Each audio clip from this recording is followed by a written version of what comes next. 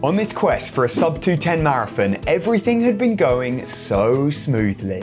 Too smoothly almost. I was in the shape of my life with a few weeks to go, but alas, the marathon gods had other plans for me. This week it all went horribly wrong and my entire dream was left hanging in the balance. This one's a roller coaster ride. But before we get into the carnage, we've got a segment that's become a weekly staple as of late. It's everyone's favourite random Japanese prize reveal. So I thought the Kanazawa Marathon prize unboxing was finished. Turns out we were only just getting started, because look what's just arrived in the post. Oh geez, we've got, first off, 15 kg worth of rice, raw uncooked rice bags. Oh, look at those units. These will be used to upgrade my gym setup. As you know, I use the big bags as prizes, use them as weights in my backpack. So I can upgrade my squats, get that heavier weight involved. Unreal for the S&C recovery routine. Then, as you know, I'm a microwave packet rice kind of guy.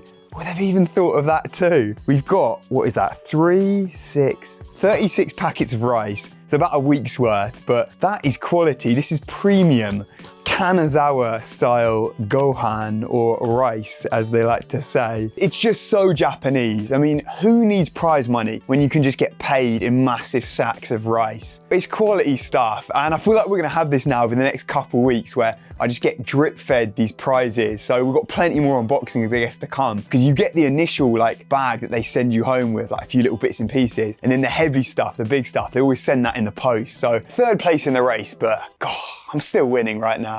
Also, I thought until just later that week when I got hit by an absolute bombshell. I cannot quite believe what's just happened. This is just classic running luck. Just an absolute curse right here. I was out jogging, 2K into my run, like absolutely normal this week, no problem, business as usual. I've started the taper, cutting down my mileage, and then suddenly during this run, bang, left calf, absolutely gone. Feels like it's torn. Tried to keep going, like hobbled on, basically realised within 10 seconds that yeah, I can't run, no way. So I've walked all the way back, sort of limped in. I've just got out of the bath now, so my legs are absolutely bright pink, like I've roasted myself in there to try and loosen it up. So I'm thinking if it's like a spasm, just that heat should like relax it all. But we'll see tomorrow, basically in the morning. If I can walk, hopefully I'm all good, I can run and stuff. But if this is still agony, then that could be the end of Valencia. So annoying. Like to just do it while jogging, no speed, no hard training. I swear tapers are just cursed. Like I'm not built to taper. My body's used to hammering itself, and that's just freaked out suddenly because I've dropped the volume and intensity, man. But in the morning, I was still hobbling around, and even a jog was completely off the cards. But I promised a roller coaster vid, so let's pretend my calf isn't hanging on by a thread. And it's time for another package unboxing. Oh, hello, you little beauty. The Pace 4. The Chorus Pace 3, you've served me well, but your work here is done. We're upgrading. This thing's just taking it to a whole nother level. You can get 41 hours of battery. So even me knocking out my 280k weeks, I'm only putting in a pathetic 20 hours of running. We can get 2 weeks, full weeks with this bad boy on one charge. Now it's also ridiculously light this. You can just barely feel it when you've got it on. And I like that because obviously I'm a unit, but I want my technology to be nice and lightweight. And you know what? I rate that classy little black design we've got. Like, of course, you can't forget that 1.2 touchscreen AMOLED display with 164% higher res than the Pace 3. Mind-blowing, I know. And I'm excited enough to try this out that I'll let them off with the obvious typo. I'm sure they meant to say train harder and run faster. But if you want to get your hands on this weapon too, then you can use my link and code down below.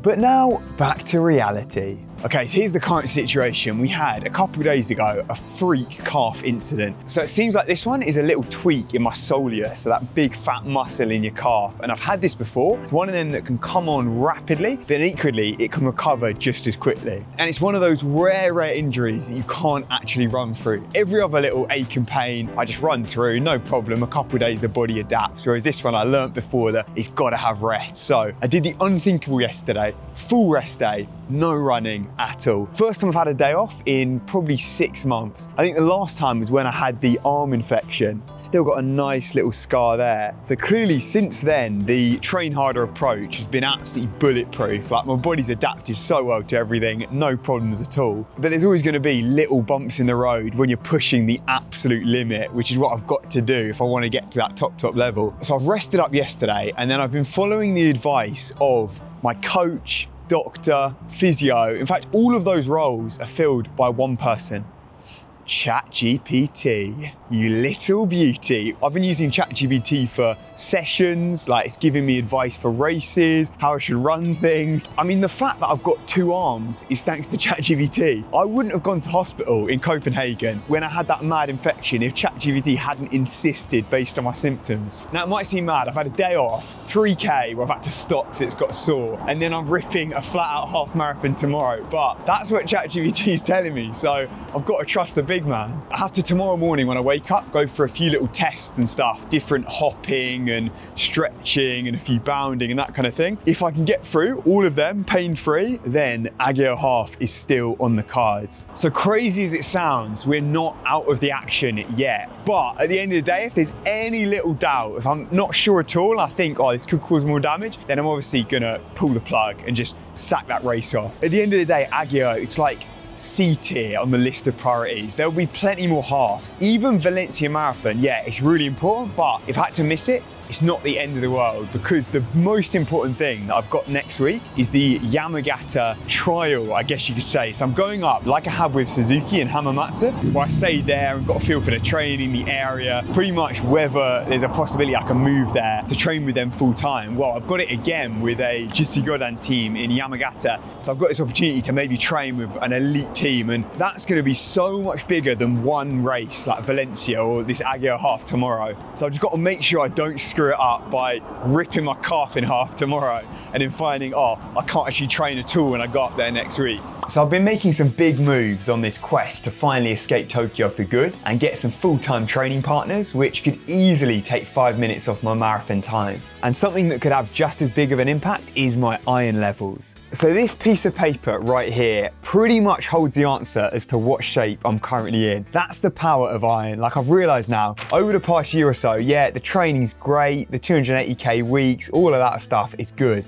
But realistically, how quick I'm gonna run pretty much comes down to my iron levels. Am I anemic? What's my hemoglobin saying? That's the #1 biggest factor in determining my performance when it comes to races. So every couple months I'm getting this recheck because I know that it's gonna be a nightmare. Like when I start feeling tired, lethargic, nothing's really changed in my training, that's when I know, oh, this could be an iron issue. And there's pretty much 2 factors that are the key. Now, ferritin is one of them. That was what was an absolute nightmare before. Now it's completely in the clear. So the ferritin is the amount of stored iron you've got in your body. And by me just smashing the iron tablets and supplements, trying to get the food in as well. So my ferritin's actually gone way up and it's been high for ages now. And I've actually been told to come off the iron supplements now because it could cause damage to the liver if it's too high for that long. But that isn't the determinant of performance. So how you use that iron, that's what's going to affect your actual running, and that's pretty much the hemoglobin. So when I've been running terrible, it's been about 13, and when I've run my absolute best, a Tokyo Marathon, it was 14. So the difference seems like nothing, like 1 point. It says here that the range for males between 13.6 and 18.3, but 1 point in this hemoglobin seems to be worth about 5 minutes over the marathon. Like it's a joke how much of an impact it has.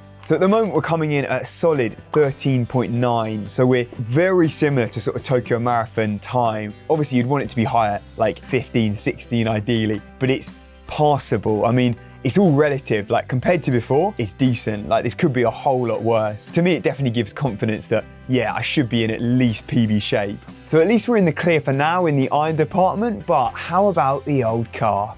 So I can't believe that I'm prepping for a race I'm pretty sure I'm not even doing. Like the Agio half tomorrow, unbelievable race. It's actually the deepest half marathon in the world. Like the number of times I think it's sub 65 or sub 63 is more than any other race, more than Valencia half, more than Houston half. It's completely next level. And it's pretty much all students as well. So it's crazy, these 20-year-olds absolutely ripping like 60, 61, just on the train. Could not be a better race for a PB for me. I still don't know if I'm gonna be running. It really depends how I wake up, but I'm acting as if I am. So I've laid out all my kit, like all the usual procedure. I even had some Brooks shoes specially sent from America because my size doesn't exist in Japan. Like, it's too big. So they specially sent out these just for this race. And then I'm gonna feel so bad if I don't even run. And then I've obviously got the race bib.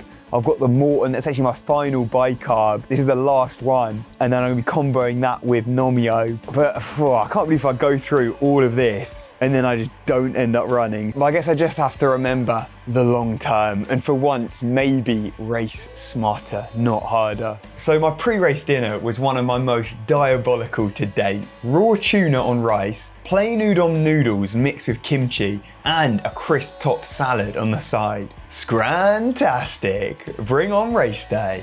This is the moment of truth. Going on my test run now. How far can I get? And will my calf survive?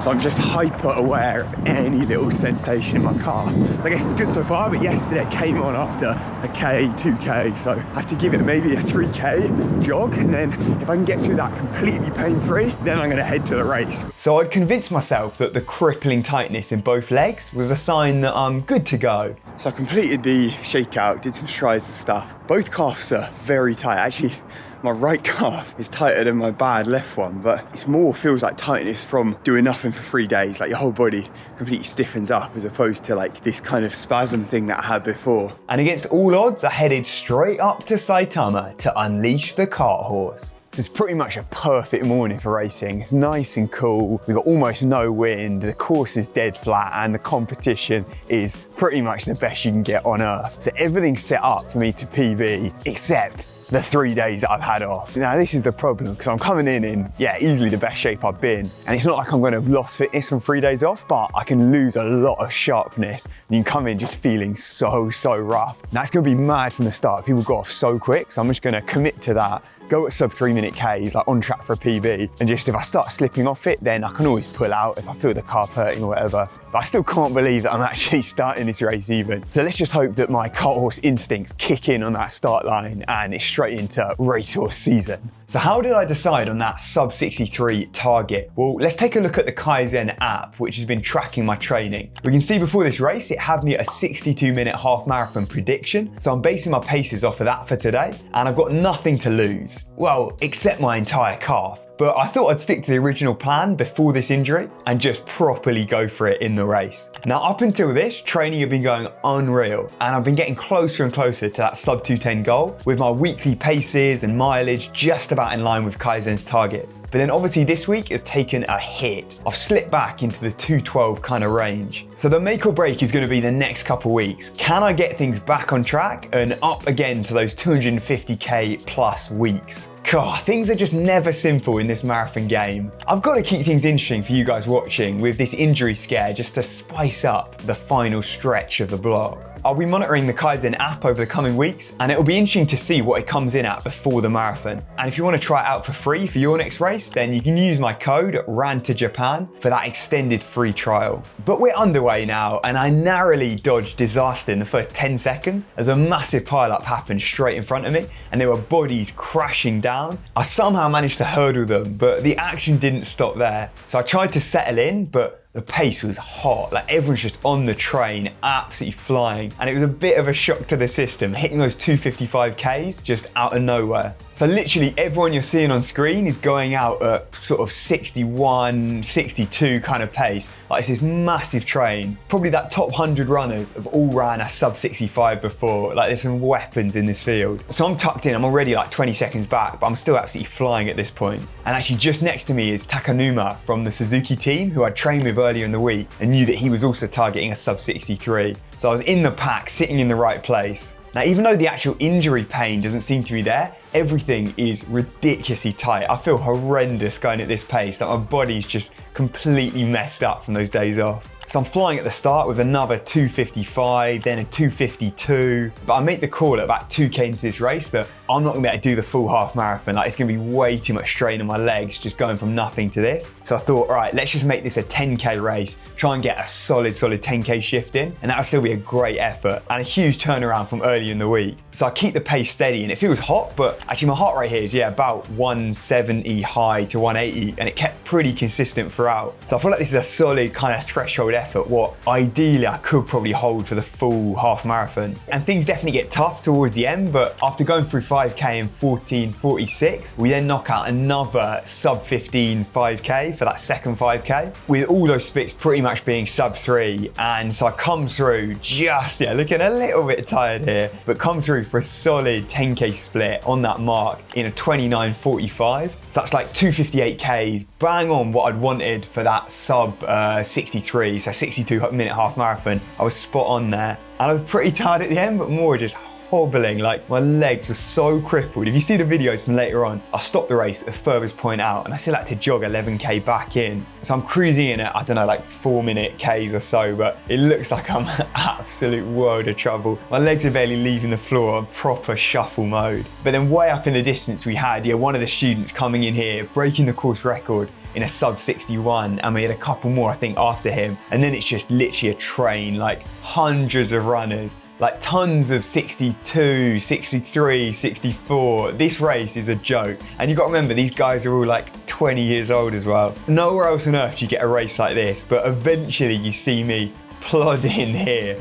Just about made it through unscathed, and let's see the reaction after. Okay, survived it. I made it through. So we're in the clear. I'm pretty sure my soleus problem, whatever that was, that's fixed. But I'm still in the danger zone. I'm not completely clear because my calves are just in absolute pieces. Not like an injury, but just so unbelievably tight from having those couple of days off. And this is the danger zone. I've said it before, but the only way to never get injured is to never stop running. If you're always on high volume, your body adapts. It becomes so used to it that it just becomes completely invincible. But I think the key now is to just get back up to the big mileage ASAP. I've got to get straight back on those 40K days. Once I'm there, I'm in the clear. I know that my legs are gonna be fine, but this next week, this is gonna be the challenge. So all aboard the RTJ bullet train for the ride. But this has been Jake with Ran to Japan. I'll catch you in the next one. Remember, train harder, not smarter.